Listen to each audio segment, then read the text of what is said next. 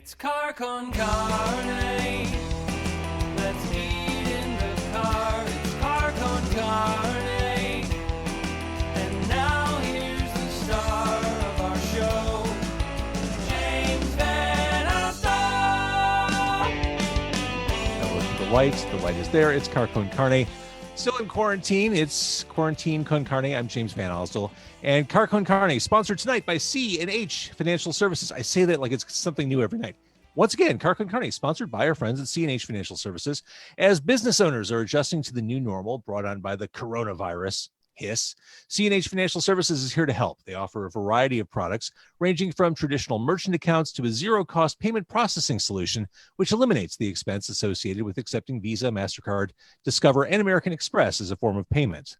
C&H Financial Services eTab solution is easy to set up for your business for online ordering and curbside pickup.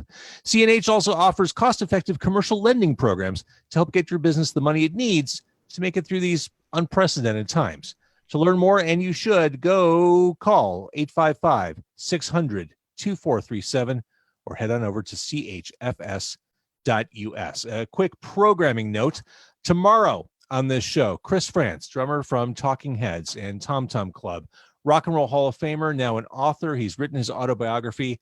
If you're a fan of anything that's spilled out of that New York scene in the 70s, Blondie, the Ramones, television, this is a hell of a book to read. We're going to talk about that. We're going to talk about Talking Heads history, Tom Tom Club history.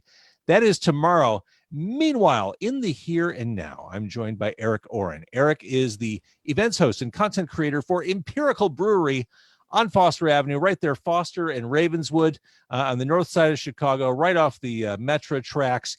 You can't miss it. It's a must-visit, must-drink-at place on the north side. Thank you for joining me, Eric. Thank you for having me. Appreciate you having us. So before we talk about the beer, let's get this out of the way. You're part of the collective known as Handsome Naked. That's how I first came to know you. I sure am. Yes. We met each other on the WGN radio with my other two friends from Handsome Naked a couple of years back when we were releasing an album. Since then, we have continued on doing what we do, and we were actually able to grace the stage on NBC with Kenan Thompson and Chris Redd, which was just a dream come true. And also we were able to drop an album which hit the Billboard comedy charts, which again was just mind-blowing. Couldn't believe it. And again, and large thanks to you for giving us our first ever radio interview. Was that your first? It was our first ever radio interview. Yes. And it remains one of our very few ever radio interviews, if you can believe. I didn't realize that. Yeah. Now, I'm trying to remember, because I never worked a consistent shift. I was always like the last minute replacement guy. Yeah. I'm assuming it was like 2:00 in the morning when we were. It was something better than that. I think it was an odd day of the week, but it was like 8 or 9 p.m. It was something. Okay. It was something like, I believe Lily Allison was also there. Oh yeah. From The Annoyance. It was around the same time. Also a very funny person. Annoyance open mic, very funny person, wonderful person. So it was amazing. We were so excited about it, and still to this day look at it as a very fond memory. So again, thank you for having us. Well, I love that we can come back together, and I love that we can come back together during these dystopian, terrifying times, but we can come back to talk about beer. Absolutely. Yeah. So the thing that makes everybody happy. We all need a little lubricant now. We sure do. If you know what I'm saying. You know what I'm saying, Eric Oren. Of course. So Empirical, this place opened up 2011? 2013. Okay. Mm-hmm.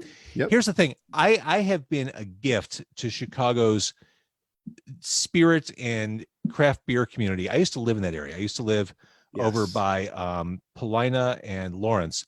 Uh-huh. I moved out. Suddenly Empirical's there. Koval, like it became Malt You're Row. welcome. Yeah. I had to leave in order for this industry to thrive. You know what? The industry thanks you. We'll write you a letter. We'll send you a case of beer at the end of the month. Perfect. my sacrifice was not in vain. Yeah, no, it wasn't. And Empirical had a brew pub in 2014 in Rogers Park that worked out great, but I think it was a little before the time that the brewery could sustain that amount of physical space. And so we decided to close our doors, concentrate everything on our our local tap room. And now the tap room is doing better than ever. We have a host of new COVID compliant safety regulation protocols, as well as a new patio, which has been Right there on Ravenswood.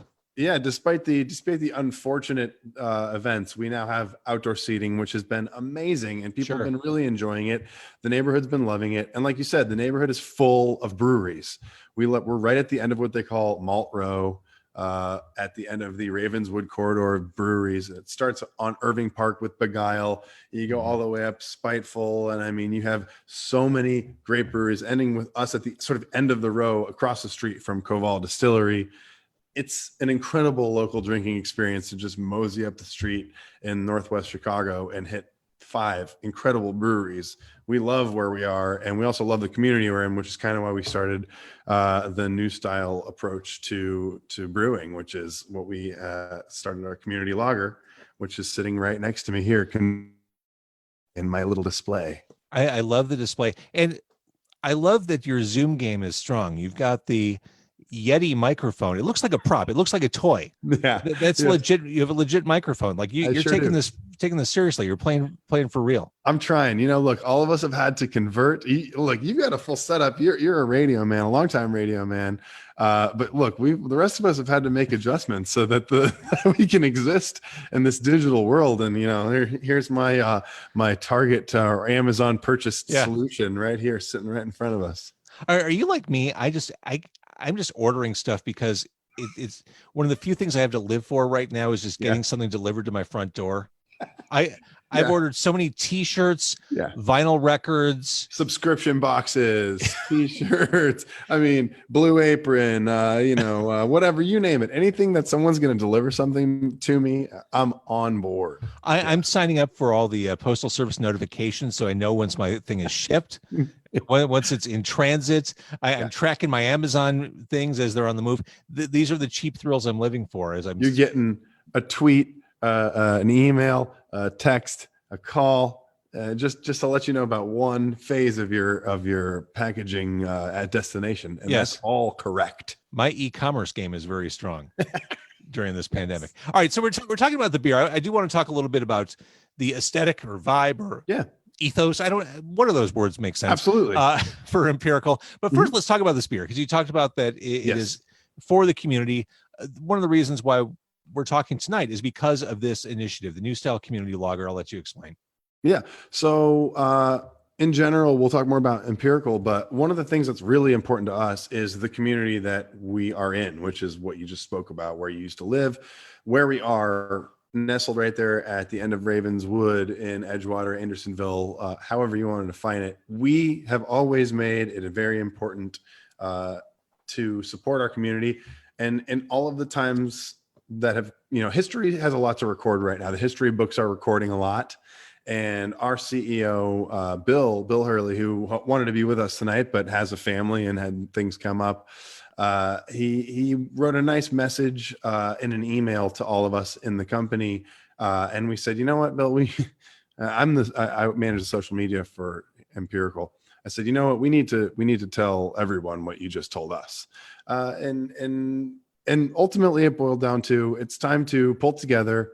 It's time to, even though things are weird, it's time to reinvest in our communities, and that was where this came from. So New Style is it's going to be an annual release. This year we're partnering with Brave Space Alliance in My Block, My City so every dollar that we raise from the sale of New Style, and they're $12 a 6-pack to go only at the Empirical Tap Room, will go directly to those two organizations. We're going to split it down the middle and send it to them. So we're going to take none of the profits, and we're just trying to bolster what we're calling a New Style.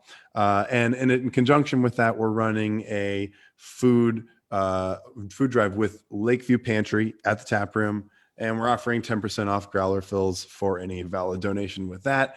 All of that just to say, yes, times are tough, but we are hoping that everyone can use that as an excuse to do something positive rather than shut down. And so I love it. Here we are, and we're really thankful that you let us have a place to come and talk about it.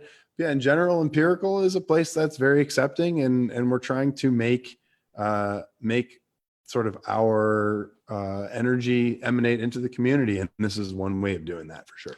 What's the APV on the This guy is sitting at 4.2%, so it's very crushable. It's like a ballpark lager. It's light, it's crispy. It's a variation on one of our flagship production beers, which is the Lumen Lager, which is an American cold filtered style lager, which is very popular for us year round. We made a couple of changes. It's a gateway. It's a gateway beer. Gateway beer. You got it. If you're having a party, this will satisfy all manner of beer palates. So we went with a crowd pleaser for this one, but people have been loving it so far. And once they're gone, they're gone. They're gone. They're gone. We are going to be continuing to partner with both of those charitable causes going forward. We might do another batch, but yes, this beer will always be going directly to those two charitable causes. And we want to just demonstrate positive community value and reinvesting in the place, the four corners that you currently live in. And I think that a lot of in a city like Chicago, there's a lot. That means a lot of things to a lot of different neighborhoods. So we're just trying to help in the way that we can. Here's what I love about this. It's no secret. Times are hard for everyone right now. Times are hard for small businesses. Right. I mean, Empirical isn't exactly printing money during a pandemic. Right. Doing an initiative like this, where you're turning over profits and putting them back in the community, it feels like the right thing to do, but I know it's not an easy thing to do. Thank you for saying that. I was surprised how much support there was for this immediately. And it wasn't, I'm not the person who brought it to the table. This was a community decision, and it all happened quickly. And it felt like such a correct decision and like such a right thing to do. We have 6 main production beers that we do year round, and then a ton of other special releases. We're like, this feels like the right thing to do to make it its own special release right now in the middle of all of this nonsense. Let's do something positive that people can hopefully resonate with, that, is going to yield a positive result. The company is supported by the community. Why not reinvest in the community? Let's talk about what makes Empirical lovable. It's the fact that it is a brewery by nerds for nerds. Everything about Empirical is just nerdy. It's right. So Bill, who's not on this call, I want to read, this very well. You probably wrote this for all I know, the bio on the website about Bill. He had the crazy notion that he would enjoy being an entrepreneur, creating jobs and giving back to the community. He also loved the idea of making everyone call him Overlord and bowing when he entered the room. However, running the brewery has aged him terribly. That right there, like I want to drink that man's beer. Yeah. He's an amazing guy. He's got a kid named Nate who, look, Empirical, as much as a place that serves alcohol can be, we're a family establishment. We don't have a kitchen, so we're family and dog friendly. When we could open our doors, which was, in our recent history, we were able, you could bring your family and hang out all day. And it's definitely a priority. It's a family company. Bill he's a great guy. He wrote an incredible statement. And toward the end of what you were saying about what makes Empirical lovable, it is a brewery for nerds by nerds. We say we're exploring the science of beer. And that means that all of the beers that you see that are our main production beers are on their 12th, 13th, 14th, maybe 15th recipe edition. They get tweaked moment by moment, day by day, week by week. And our head brewers, Jacob and Julia, who are both incredible resources to people who are in the home brewing community here in Chicago, they do an amazing job of reevaluating our recipes at every level. So that's part of what when we say we're exploring the science of beer, it goes down to every single recipe and every additive. You'll see additions of our beer that are re-released with a new fruit additive just on a random schedule, because our brewers have a true passion for redefining recipes, for redefining the science of beer, and for providing a variety of types. One of the things we pride ourselves on is providing more than just an IPA and a lager. We have two huge brewing systems, and we have a couple of smaller brewing systems, which allow us to do things like brew kettle sours alongside of IPAs, hazy IPAs, lagers, cream ale, which is our flagship beer. Well, and you do things like a wormwood pale ale. Like, Yes. is that the sort of thing where if I drink that, I see my animal guide? So that one actually is the one that's our cream ale. So it's this one wormwood to rule them all is printed on the side of the can, because we have an eye towards nerddom as always. So we wanted to tip our hat to Lord of the Rings, but it's not going to make you. It's not going to make you see the stars. However, it is one of our most popular beers. We've been brewing that beer the longest of any other beer we've ever made. So that cream ale has won us gold medals at the Great American Beer Festival. But again, it's been reviewed again and again and again, and definitely changed over the years. So we never say anything is finished, and that's a part of the appeal. When you come to the Empirical Tap Room and try any of the 29 beers on draft, you absolutely never know what you're going to find. If you're going to find a new variant, we brew wild ales, which are bottled typically. They're also sometimes on draft. And that's a totally different brewing style. So we have an incredible array of beer for the casual beer drinker, but also for the more developed beer palate. So we like to pride ourselves on having a little something for everyone.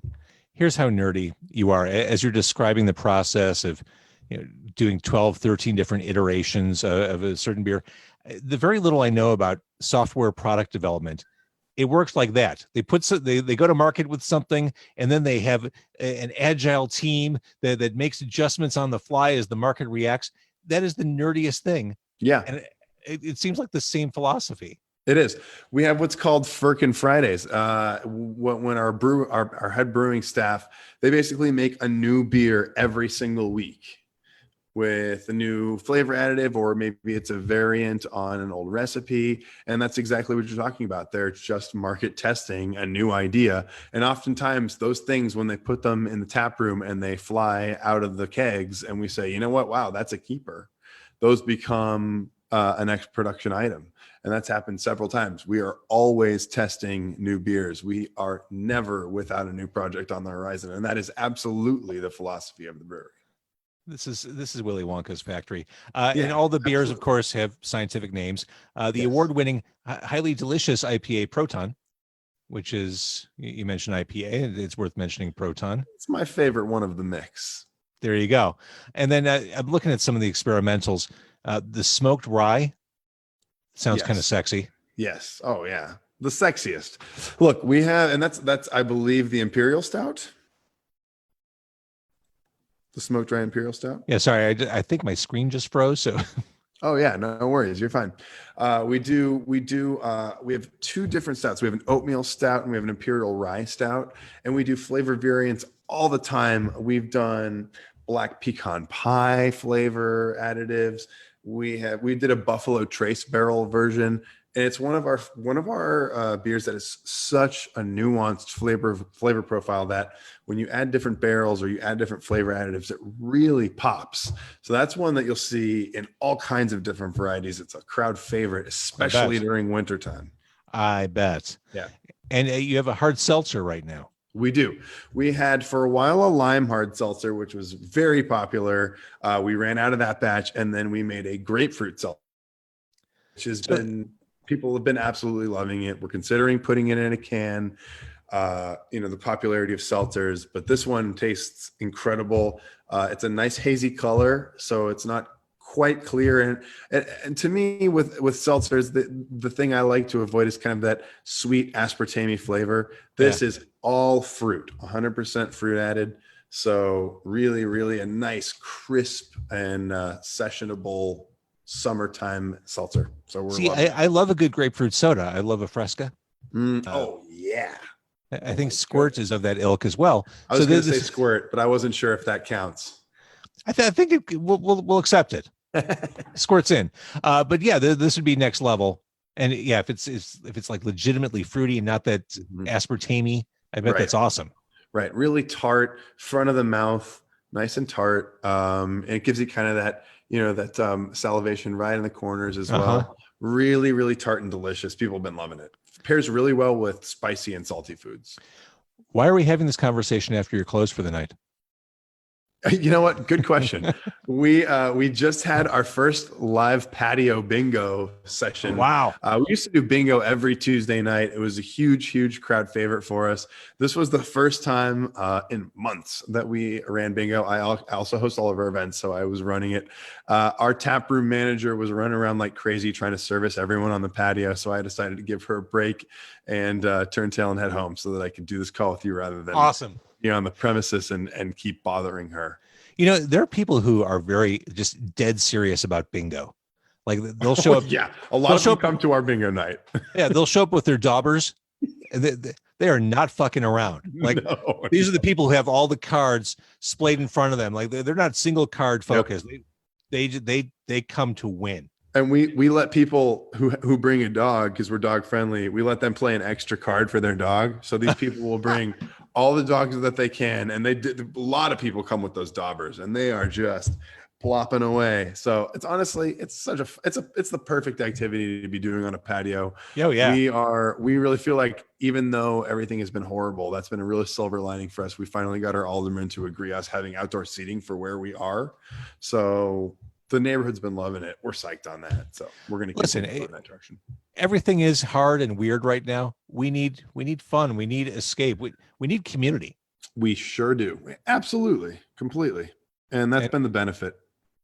Absolutely. All right. So again, right now, tomorrow, when you open 10, 11? We open at noon every day, except for Monday. You're closed on Monday. Yeah. So tomorrow at noon, someone can run by over there at Foster and Ravenswood, get the New Style Community Lager. Again, all the proceeds going to Brave Space Alliance in my block, my hood, my city, which is awesome. I think it's super cool you're doing that. Thank you very much. Aside from Empirical Brewery, what's on the horizon for Handsome Naked? So Handsome Naked is currently recording our next album. We have several singles on the way. We just released one not too long ago, sort of at the beginning of quarantine. And we have about 3 or 4 more singles and music videos coming over the next few months. Nice. That we think people are going to really like. And we also have a TV pilot that we shot and have completely finished editing, which will be released pretty soon. We're not exactly sure with whom or where, but more information on that soon. Oh, that's fantastic. Yeah, thank you very much. Good luck on all that stuff. And thanks for chatting tonight. James, thank you so much for having me. I'm going to wrap up the Facebook Live. Thank you, everybody who's been watching and for listening, etc. Hang on. How do I do this? There.